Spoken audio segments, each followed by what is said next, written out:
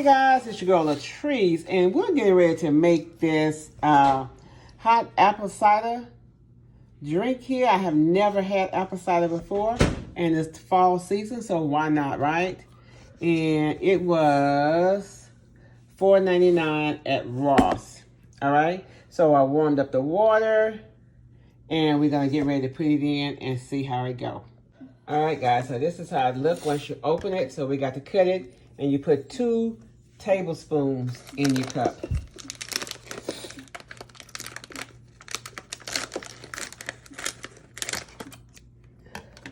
Smell it.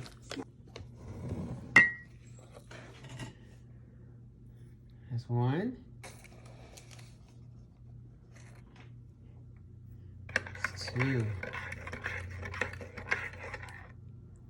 That's 8 ounces of water? I don't know.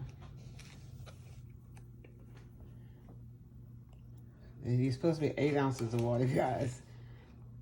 Which is a cup. We'll put a little dab more if you need to. Let me taste it. The cup that you hit. Is it? All right, guys, so there it is. We got a cinnamon stick in the cup, and this is so good. I want to go back and get some more. $4.99 at Ross. I love it.